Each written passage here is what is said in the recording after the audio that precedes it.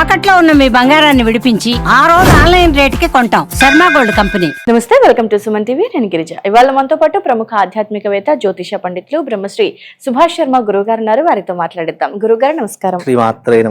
గురుగారు, 2025 ఆంగ్ల నూతన సంవత్సరంలో భాగంగా ఏ రాశుల వారికి అదృష్ట యోగం పట్టబోతోంది అంటే ఏ రాశుల వారిని సూచిస్తారు గురుగారు? తప్పకుండా తెలియజేస్తానమ్మా. ముందుగా ప్రేక్షకులందరికీ శ్రీమాత్రే నమః, శ్రీ గురుభ్యో నమః.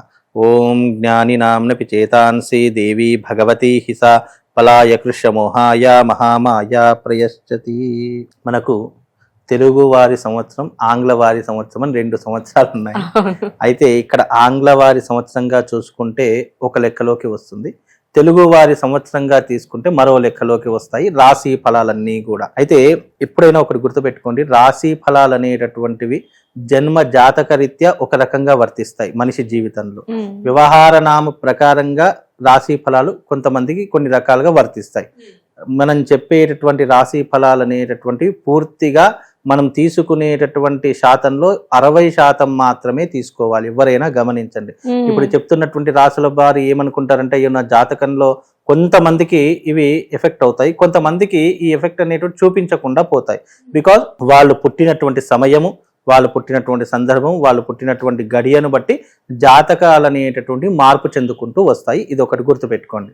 అయితే ఇప్పుడున్నటువంటి ఆంగ్ల సంవత్సరం ప్రకారంగా చూసుకుంటే గనక 5 రాసుల వారికి మహర్జాతకం పట్టబోతుంది. అది ఎప్పటి వరకు? మార్చి 30వ తారీఖు వరకు మాత్రమే. దాని తర్వాత మళ్ళీ మనకు వసంత పంచమి అయిన తర్వాత మనకి ఏం జరుగుతుంది అని అంటే కనుక, బ్రహ్మలోకంలో ఒక సభ జరిగి ఎవరు రాజు, ఎవరు మంత్రి, ఎవరు సస్యాధిపతి, ఎవరు మేఘాధిపతి, ఎవరు సైన్యాధిపతి, ఇవన్నీ కూడా నిర్ణయించిన తర్వాత వాటి యొక్క రాశి ప్రామాణికం అనేటటువంటిది మళ్ళీ మార్పు చెందుకుంటూ వస్తుంది. ఇప్పుడు చెప్పినటువంటి రాశి ఫలితాలు ఏవైతే ఉన్నాయో మార్చి 30 వరకు వాళ్లకు వర్తించేటటువంటి రాశి ఫలాలు.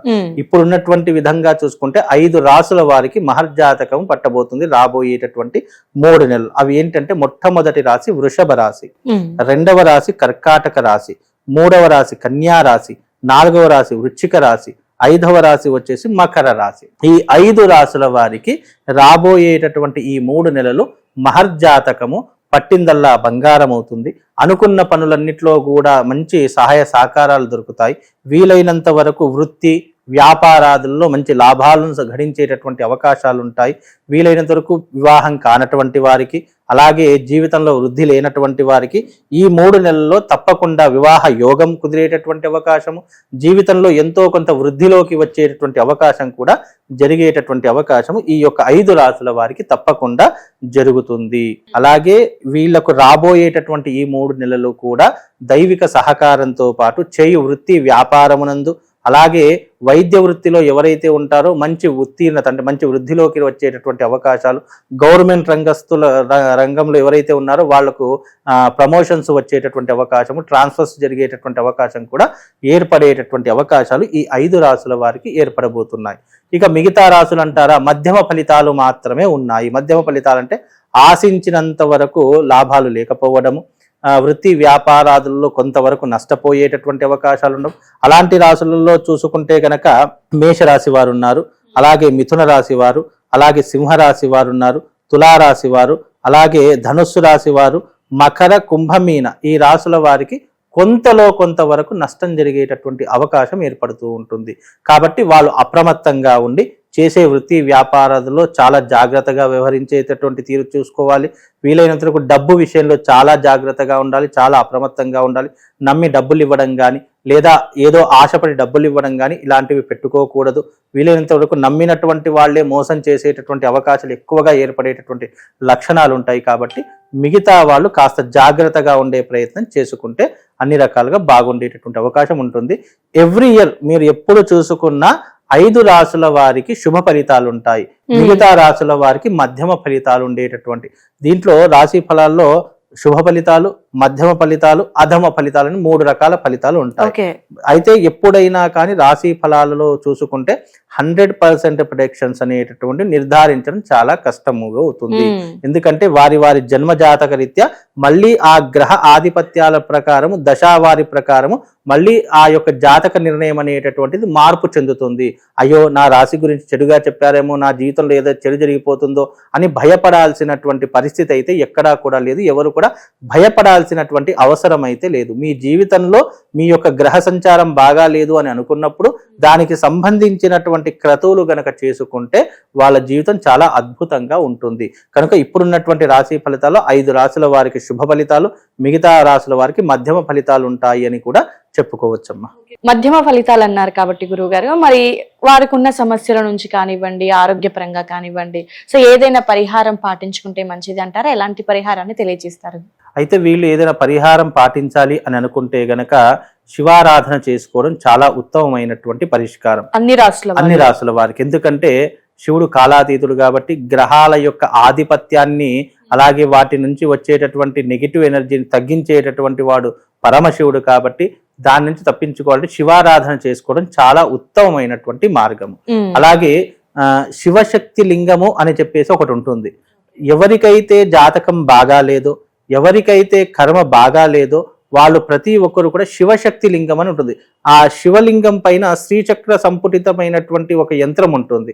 ఆ శ్రీచక్ర సంపుటీకరణమైనటువంటి యంత్రం ఏదైతే ఉన్నటువంటి శివలింగం ఉంటుందో అది స్ఫటిక లింగం మీద శ్రీచక్రం చెక్కినటువంటిది ఉంటుంది పిండం మీద. ఆ శివశక్తి లింగాన్ని గనక ఎవరైతే అర్చిస్తారో, పూజిస్తారో, ఎవరైతే తమ ఇంట్లో పెట్టుకుంటారో వాళ్లకు సకల దారిద్ర్యాలు తొలగిపోవడంతో పాటు దాన్ని నిత్యం ఆరాధించేటటువంటి వారికి గ్రహాల యొక్క వ్యతిరేకత ఏదైతే ఉంటుందో అది కొంతవరకు తగ్గేటటువంటి అవకాశం ఉంటుంది. అది ఎప్పటికైనా సరే, ఏ జాతకుడైనా సరే శివశక్తి లింగాన్ని ఎవరైతే అర్చించి పూజిస్తారో వాళ్లకు గ్రహాలు కూడా ఏమీ చేయలేవు. రాశులతో భేదం లేదు అసలు. అంటే వాటి నుంచి వచ్చేటటువంటి నెగిటివ్ ఫోర్స్ ఏదైతే ఉంటుందో అది ఆ వ్యక్తి మీద పడకుండా ఆ వ్యక్తి ఒక రక్షణ కవచాన్ని ఏర్పాటు చేసుకునేటటువంటి అవకాశం ఈ శివారాధన వల్ల కలుగుతుంది. కాబట్టి ఈ శివశక్తి యొక్క ఆరాధన ఎవరైతే ఆచరిస్తారో తప్పకుండా వాళ్ళకు శుభము, లాభం కలుగుతుంది.